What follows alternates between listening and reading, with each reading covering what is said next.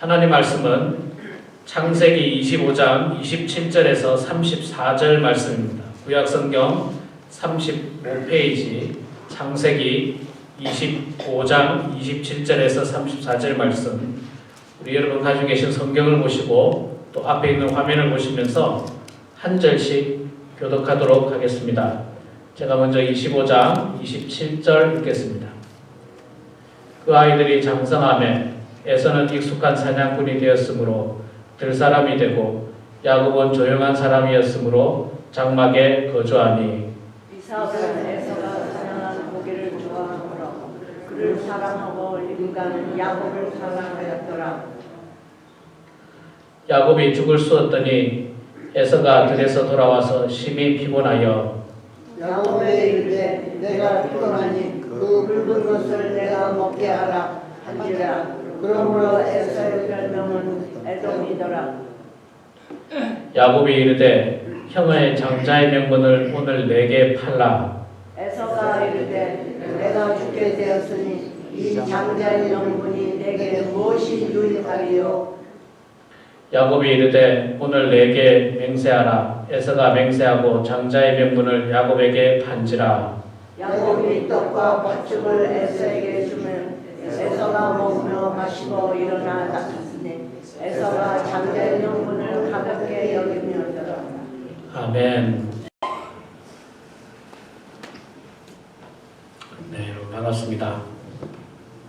성경에는 많은 하나님의 사람들, 훌륭한 믿음의 사람들이 등장합니다. 아브라함, 이삭, 야곱, 요셉, 모세, 여호수아, 사무엘, 다윗, 베드로, 야고보, 바울, 이런 아주 훌륭한 사람들이 등장을 하는데, 이 사람들 가운데 가장 이해하기 어려운 사람이 한 사람인데 그 사람이 바로 야곱입니다. 왜 그러냐면요, 대부분의 사람들은 착했어요. 나쁜 사람이 아니었습니다. 물론 그 사람들도 나중에 실수를 하기도 하고 또 실패를 하기도 하고 죄를 짓기도 하지만, 그러나 다 그 죄를 깨닫고 하나님 앞에 회개함으로 말미암아서 하나님의 신실한 종이 되고 또 신실한 믿음의 사람이 됩니다. 그러나 그들은 대부분 다 성품이 착하고 좋은 사람들이었어요. 그런데 야곱은 성경 말씀을 통해서 보면 도대체 왜 야곱이 훌륭한 믿음의 사람이 됐을까라고 생각이 될 정도로 그의 인생 초반부에는 보면 참 의문스러운 게 한두 가지가 아닙니다. 심지어는 좀 나쁜 사람 같아요. 나쁜 사람. 하나님의 사람으로 인정하기 정말 싫을 만큼 좀 나쁜 사람처럼 그렇게 보입니다. 근본이 악한 사람처럼 그렇게 보입니다. 그래서 우리는 그렇게 좀 악한 사람처럼 보이는 야곱이 어째서 이 하나님의 믿음의 계승자가 되었는가? 아브라함, 이삭, 그 다음에 형인 에서로 그 믿음의 계보가 이어지지 아니하고 어째서 아브라함, 이삭 다음에 동생이었던 야곱, 동생이라서가 아니라 성품이 그렇게 착하지도 않고 여러 가지 문제점들이 많은 야곱으로 그 믿음의 계승이 이어질까? 이렇게 참 의문이 되는데 왜 그런지를 오늘 우리가 말씀을 통해서 한번 찾아보려고 합니다. 창세기 25장 19절에서 26절 말씀을 읽어보면 야곱의 출생에 관한 내용이 나옵니다. 우리가 오늘 읽었던 본문 말씀 바로 앞부분에 나오는데 아마 성경을 많이 보신 분들은 잘 알 겁니다. 야곱의 아버지는 이삭입니다. 그리고 그의 어머니는 리브가였죠.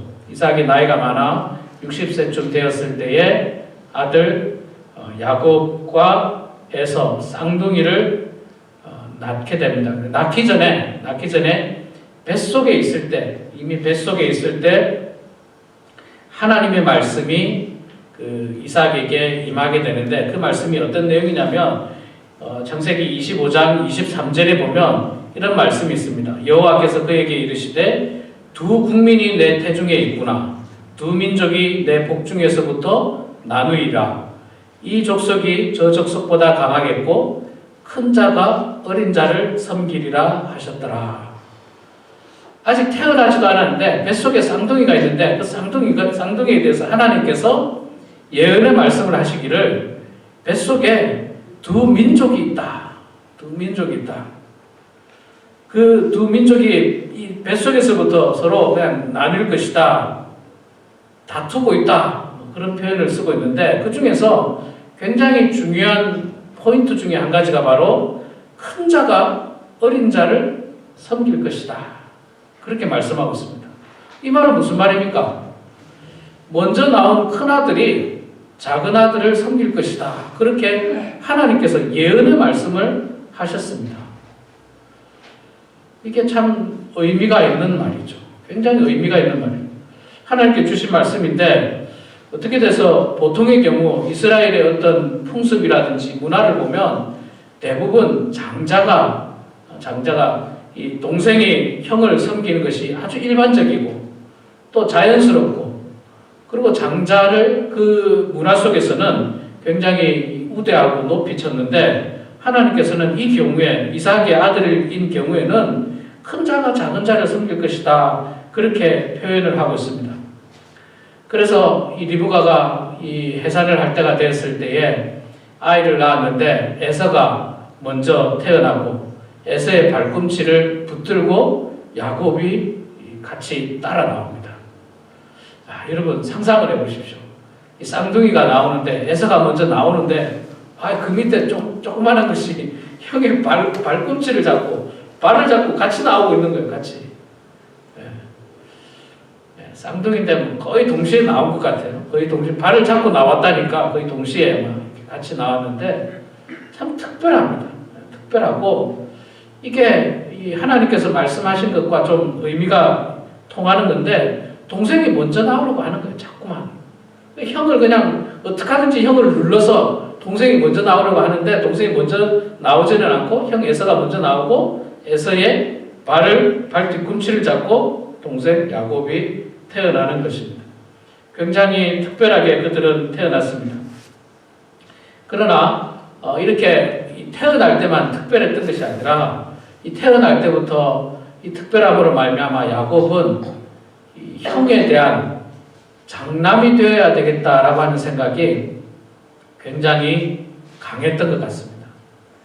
그런데 이 부분에 있어서는요, 세상의 모든 동생들이 아마 비슷한 생각을 가지고 있을 거예요. 저도 삼형제 중에 둘째인데, 저도 이 차별을 많이 받았습니다. 저도 차별을 많이, 할아버지, 할머니 살아계시고, 저희 아버님이 장남이니까, 저희 형이 굉장히 대우를 많이 받았죠. 할아버지, 할머니의 귀여움을 독차지했고, 정말 좋은 옷, 맛있는 거는 저희 형이 그냥 독차지했어요. 그리고 저는 늘 형이 입다가 작아진 옷을 물려 입었고, 형이 쓰다가 이제 뭐 작아지거나 이제 그 다음 걸 항상 제가 썼어요. 항상. 그리고 제 동생은 또 더 이상 쓸 수가 없어서 물려받을 수가 없잖아요. 동생은 또 새 거예요. 동생은. 그래서 저도 어릴 때 내가 장남으로 태어났으면 얼마나 좋았을까.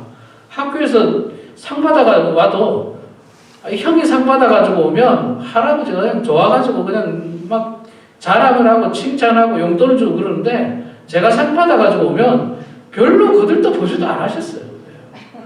그랬는지 어쨌는지 전혀 그렇다. 그래서 저도 어릴 때 참 세상은 불공평하구나. 장남으로 태어나야 되는구나. 그런 생각했고 장남이 제가 어릴 때도 늘 집안에 기둥이고 대들보라고 하는 어떤 문화가 있었어요. 그런 게 있었고 저보다 더 옛날 사람들, 여러분 우리 성도님 시대는 저보다 훨씬 더 하셨죠. 장남이 그냥 그 집안에서 최고였죠. 근데 지금 이 본문이 쓰여지는 그 옛날 이스라엘도 우리랑 크게 다르지 않았습니다. 장남이 최고였어요. 그래서 그런지 야곱은 늘 자신이 장남이 되어야 되겠다 그런 생각을 늘 가지고 있었던 것 같습니다. 그래서 이 야곱은 이 하나님의 축복을 사모하면서 장남이 되어야 되겠다는 생각을 가지고 부정하고 좋지 않은 방법으로 형에게 장자 명분을 사게 됩니다. 자, 그걸 우리가 오늘 본문에서 읽었죠. 교회를 조금이라도 다니신 분들은 그 내용을 너무나도 유명해서 잘 알 겁니다. 형이 들에 나가서 사냥을 하다가 배가 고파가지고 그냥 정말 배가 고파 죽을 것처럼 해서 들어왔는데 동생이 팥죽을 쓰고 있는 거예요. 붉은 죽이라고 되어 있는데 팥죽을 쓰고 있는데 형이 그걸 좀 달라고 이야기하니까 동생이 하는 말이에요. 그러면 형의 장자의 명분을 나에게 달라고 이야기합니다. 그리고 맹세하라고 이야기합니다. 야, 이 세상에 이런 동생이 어디 있습니까? 형의 배고픔을 이용해가지고 그냥 형에게 이야기합니다. 야비하죠. 좀 야비합니다. 상대의 어렵고 힘든 것을 이용해서 별거 아닌 것을 가지고 굉장히 비싼 값어치와 바꾸고 있는 것 아닙니까? 이 장자의 명분과 팥죽을 어떻게 바꿀 수가 있습니까? 근데 제가 이것을 하다 보니까 요즘 한국에 그 신종 코로나 바이러스로 말미암아서 마스크를 판매하는 사람들이 정말 이 어려운 시기에 이 마스크가 굉장히 귀중하게 됐는데 막 사재기를 해서 막 2배로 팔고 5배로 팔고 10배로 팔고 심지어는 15배로 팔고 그렇게 한다는 거예요. 이 상대방이 이제 마스크가 필요하고 곤란한 것을 이용해가지고 많이 사들여가 그걸 굉장히 비싼 가격에 파는 나쁜 사람이죠. 나쁜 사람. 정부에서 뭐 그걸 못하게 한다는데 야곱이 지금 딱 그 모습입니다. 형의 배고픔을 아주 적절하게 이용을 해서 형 그러면 형의 장자의 명분을 나에게 주고 내가 팥죽 한 그릇 줄게. 형은 그냥 막 너무 배가 고파가지고 그냥 배가 너무 고파가지고 야, 뭐 내가 지금 죽게 됐는데 장자의 명분이 뭐고 죽게 됐는데 그냥 줘. 내가 약속할 테니까. 그러면서 형과 동생의 약속의 거래가 이어집니다. 근데 사실 뭐 그거는 있잖아요. 뭐 명분을 뭐 주니 안 주니 해도 뭐 줬다 하더라도 그 집안의 야곱의 장자는 아니 이삭의 장남은 에서지 않습니까? 누가 보더라도 다 아는 겁니다. 아무리 에서가 동생에게 장자의 명분을 줬다 하더라도 세상 사람들이 그 집의 장남은 에서라고 다 알고 있고 그 집안 사람은 말할 것도 없죠. 우리 집의 장남은 에서지 어떻게 야곱이 되니 팥죽 한 그릇 팔았다고 누가 그걸 인정해 줍니까? 그렇지 않습니까? 그래서 뭐 크게 의미를 안 둔 것 같아요. 그러나 야곱은 거기에 큰 의미를 두었습니다. 큰 의미를 둬서 이제 아버지가 죽게 되었을 때에 아버지가 죽게 되고 유산을 상속하고 아버지가 장자에게 축복하는 그 순간에 야곱은 드디어 행동 개시를 합니다. 행동 개시. 내가 옛날에 형한테 장자의 명분을 샀으니까 내가 장자다. 이런 생각을 가지고 있었습니다. 그래서 창세기 27장 1절에 보면 이런 말씀이 있습니다. 이삭이 나이가 많아 눈이 어두워 잘 보지 못하더니 맏아들 에서를 불러 이르되 내 아들아 하매 그가 이르되 내가 여기 있나이다. 자, 이 27장의 내용이 이제 그겁니다. 아버지가 이제 죽게 됐어요. 나이가 많아가지고 눈이 어두워졌어요. 너무 나이가 많아서 잘 보이지도 않아요.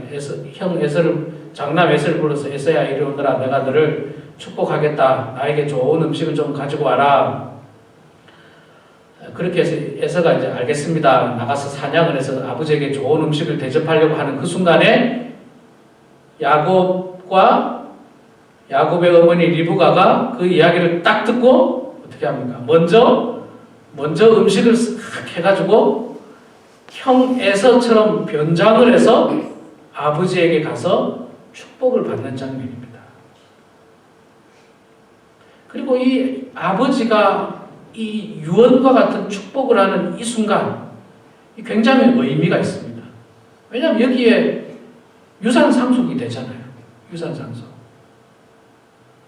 그래서 아버지 뭐 법적으로는 뭐 2배, 3배를 줄 수 있지만 아버지가 장자에게 다 줄 수도 있어요. 다 줄 수도 있습니다.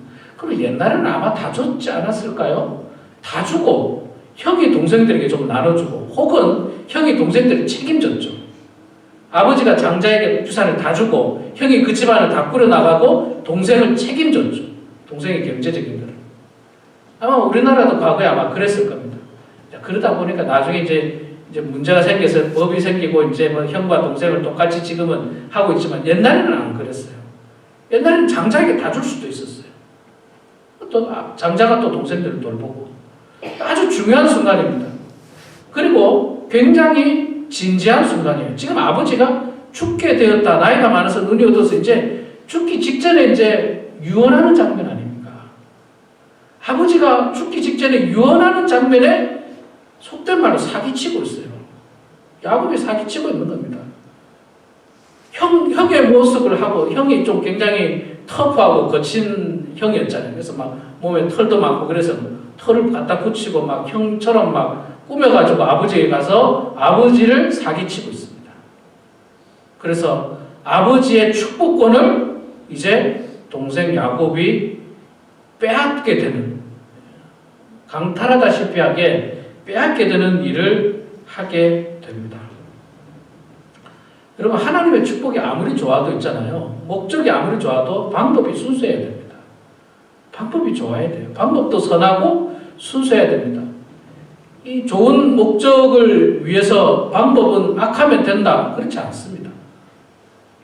한국에 이제 뭐 4월달에 국회의원 선거를 한다는데 국회의원이 돼서 국민들에게 봉사하고 나라를 위해서 헌신하겠다라고 하는 좋은 목적을 가지고 있더라도 정당한 방법으로 선거운동을 하고 투표를 받아서 그 대표가 돼야지, 국회의원이 돼야지, 부정한 방법을 사용해서, 나쁜 방법을 사용해서 국회의원이 돼서 내가 나라를 위해서 일하겠다. 좋지 않은 거예요.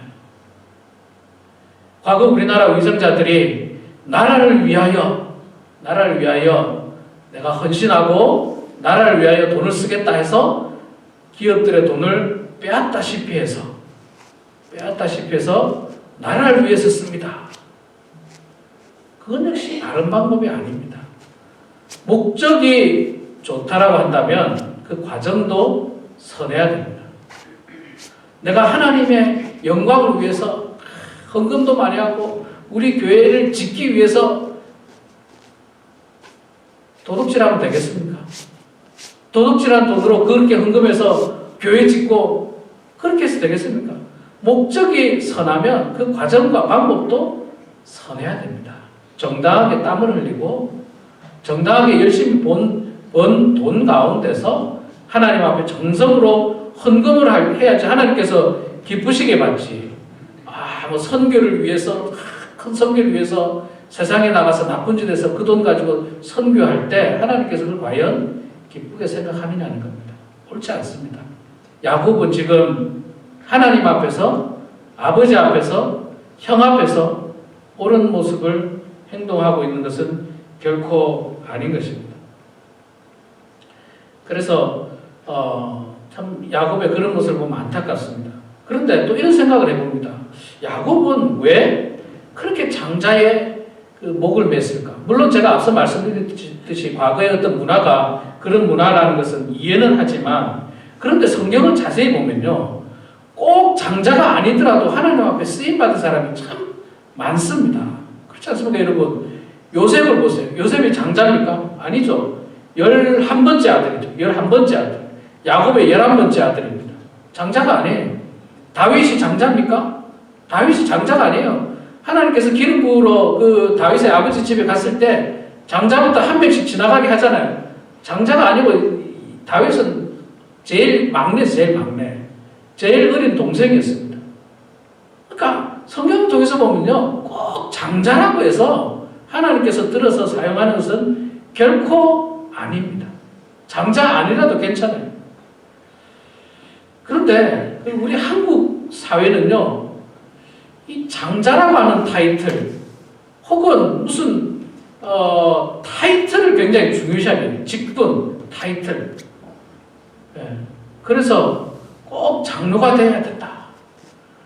장로를 위하여 열심히 교회를 다니고, 장로가 되기 위해서, 혹은 권사가 되기 위해서 열심히 다니고, 이런 어떤 생각들이 많은데, 여러분, 하나님은 장로님만 들어서 쓰는 게 아니에요. 권사님만 들어서 쓰지 않습니다. 하나님은 얼마든지 평신도들을 들었습니다. 목사가 아니더라도 하나님께서 귀하게 사용하십니다. 선교사 타이틀이 없어도 상관없습니다. 복음 전하는 사람이 선교사예요. 선교사 타이틀 안 불러줘도 괜찮습니다. 그냥 내가 뜨거운 열정 가지고 하나님 말씀 가지고 세상에 나가서 복음 전하는 사람이 선교사지, 꼭 꼭 선교사 이름을 붙여야지 뭐 어디 나가서 선교할 수 있습니까? 그 이름 없어도 얼마든지 선교는 할 수 있습니다. 목사도 역시 마찬가지고요. 그래서 그런 어떤 굳이 어떤 직분이 아니더라도 순수한 마음으로 하나님 말씀을 하나님의 어떤 쓰임을 받을 수 있고요. 또 예수님께서도 보면 이 땅에 오셨을 때 소위 직분자들을 만나고 그들의 친구가 되지 않으셨습니다.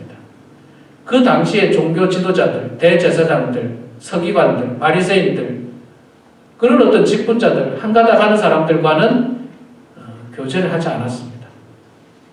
예수님께서 만난 사람이 누굽니까? 정말 평민들이었어요. 가난한 사람들, 아무 직분도 없는 사람들, 아무 권력도 없는 사람들, 아무런 힘도 없는 사람들의 친구가 되어주신 분이 바로 예수님입니다. 오히려 직분자들은 예수님을 십자가에 못 박는데 앞장서서 혈안이 되었고요. 반대로 이름도 없고 빛도 없는 여인들은 예수님의 십자가에서 죽으시는 순간까지 감옥에 무덤에 들어가는 순간까지 그 옆에서 이 곁에 있었던 사람들이 바로 아무런 직분도 없었던 당시의 여인들이었습니다. 그래서 직분은 사실 그렇게 중요하지 않습니다. 정말 중요하지 않습니다.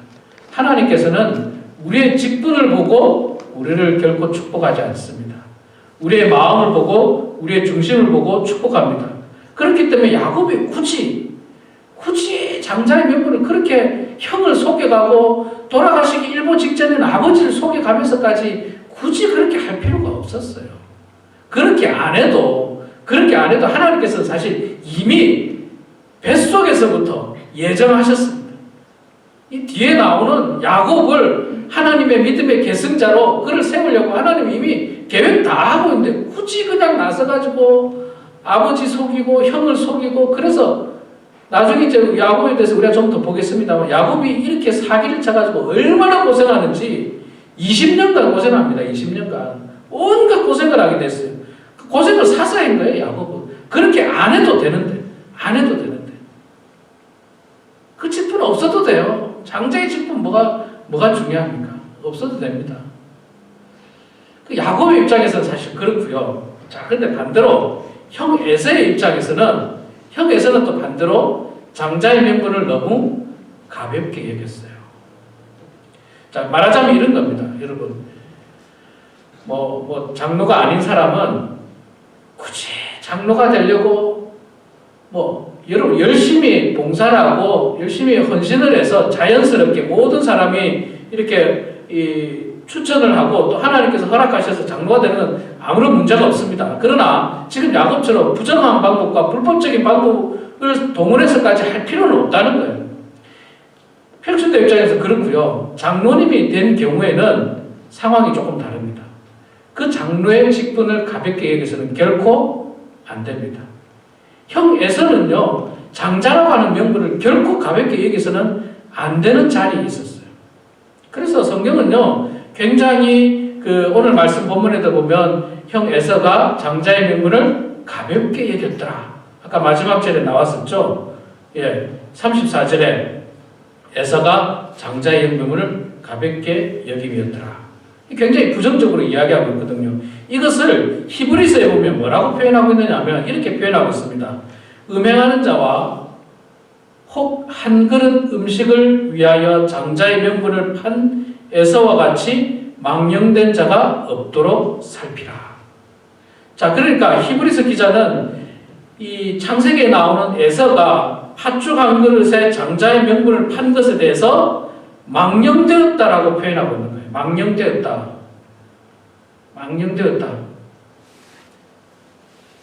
망령되었다는 표현을 쓸 정도로 그러니까 음행하는 자하고 동급으로 취급했고 망령된 자라고 표현을 할 만큼 굉장히 질책을 하고 있습니다. 그러니까 장자였던 형에서는 이것을 소중하게 여겨야 됐고 귀하게 여겨야 됐지만 당장이 배고파가지고 장자의 명분을 쉽게 팔아버렸습니다.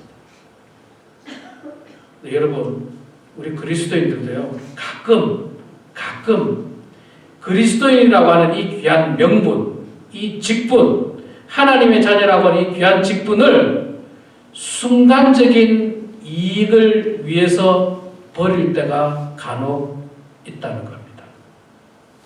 순간적인 이익을 위해서 자기 양심을 버리고 내가 그리스도인을 속이고 그 순간적인 이익을 얻으려고, 순간적인 배고픔을 극복하려고. 제가 여러 번 말씀드리지 않습니까? 미국에서 양심 속이고 그리스도인 속이고 정부 속이는 일들이 얼마나 많습니까? 얼마나 많아요. 그냥 조사도 안 나와요. 조사도 안 나와. 사인만 하면 뭐 아이들 급식도 공짜고 스쿨버스도 공짜고 전기세도 몇 퍼센트 무료로 해주고 싸게 해주고 가스비도 싸게 해줘요. 양심만 속이고 그리스도인을 잠시 속이면. 그러나 그 사인하는 순간 마치 에서가 장자의 명분을 팥죽 한 그릇하고 판 거하고 똑같아. 전기세 30% 혜택 받아보려고 사인하는 순간이 팥죽 한 그릇하고 바꾸는 에서의 그 장자의 명분과 똑같다는 겁니다. 이게 에서에게만 유혹이 아니라 현대를 살아가는 우리들에게도 얼마나 유혹이 많은지 몰라요. 우리 어르신들 아마 제 이야기를 잘 알 겁니다. 미국 정부로부터 혜택 받을 일들이 있는데 부정과 부패한 방법, 잘못된 방법, 눈을 속이는 방법, 양심을 속이는 방법 얼마나 많습니까? 그게 바로 모두가 다 에서가 팥죽 한 그릇으로 장자의 명분을 판 것과 똑같은 겁니다. 다르지 않습니다. 그런데 그렇게 한 일에 대해서 히브리서 기자는 뭐라고 했다고요? 음행하는 자와 동일하다고 했고 망령된 자라고 표현을 하고 있습니다. 그래서 우리는 그리스도인이라고 하는 직분, 하나님의 자녀라고 하는 이 직분을 굉장히 소중하게 생각해야 돼요. 권사라고 하는 직분을 소중하게 생각해야 됩니다. 그 직분을 받은 사람은 정말 소중하게 생각해야 되는 겁니다. 그 직분을 받으려고 막 편법 쓰는 것은 정말 잘못된 일이고, 그 직분을 받은 사람이라고 한다면 귀중하게 여기고 늘 두렵고 떨림으로 그 직분자로서 부끄럽지 않도록, 그 직분자로서 정말 하나님께 영광을 가리고 누가 되는 일을 하지 않도록 우리는 애쓰고 노력해야 됩니다. 그렇지 않으면 나도 모르는 사이에 우리가 하나님의 자녀라고 하는 명분을 팥죽 한 그릇에 팔아버린다는 거예요. 팥죽 한 그릇에. 힘들어도 정직한 게 필요합니다. 정직한 게. 힘들어도 정직한 게 필요해요. 굶어 죽지 않습니다. 미국에서 굶어 죽게 만들지 않더라고요. 보니까. 힘들어도 살려줍니다. 살려줘요. 그러나 형에서는 너무나도 이걸 가볍게 했어요. 그냥 순간의 배고픔을 극복하려고 동생에게 어리석은 제안을 하고 동생 앞에서 어리석은 맹세를 하고 말았습니다. 동생 야곱도 이 부분에 있어서 문제가 많았지만 그러나 형 에서 역시 또한 안타까운 장면입니다. 다시 야곱으로 좀 돌아가면요. 야곱은 그 과정과 방법은 분명 잘못됐습니다. 그러나 하나님에 대한 축복, 아버지를 통해서 내려오는 하나님에 대한 축복에 대한 열망과 갈망 자체는 잘못된 것은 결코 아닙니다. 우리가 부자가 되려고 노력하는 것 자체가 잘못된 건 아니에요. 그 되는 과정이 불법과 편법으로 됐을 때 잘못된 거지, 정상적으로 열심히 땀을 흘리고 노력해서 부자가 되려고 하는 것은 결코 잘못된 게 아닙니다. 하나님의 축복을 얻으려고 하는 마음은 잘못된 게 아닙니다. 그 축복을 얻으려고 부정한 방법을 사용하는 것이 잘못된 것이지, 하나님의 축복을 사모하고 하나님 저에게 복을 주십시오, 하나님의 은혜가 임하게 해주십시오, 그것은 결코 잘못된 게 아니에요. 야곱은 그 은혜를 너무너무 사모했어요. 불법을 저지를 만큼 사모했어요. 하나님 나한테 꼭 주셔야 됩니다. 꼭 주셔야 돼요. 정말 물고 늘어질 만큼 야곱은 하나님의 축복을 사모했습니다. 나중에 진짜 물고 늘어집니다. 하나님의 천사 만나가지고요, 막 물고 늘어지죠, 야곱은. 그런 사람이에요, 야곱이. 그래서 자신의 죄값에 대해서는 이제 고생을 직사하도록 합니다. 20년간 고생을 하지만, 그러나 결국에는 믿음의 계승자로 에서가 아니라 야곱이 쓰임을 받게 되는 것입니다. 그렇게 허물이 많았음에도 불구하고. 그래서 여러분, 우리도 허물이 얼마나 많습니까? 사람들은 알지 못하지만 우리에게 허물이 얼마나 많습니까? 그런데 너무 실망하지 마십시오. 허물 많은 우리도 야곱처럼 쓰임받을 수 있습니다.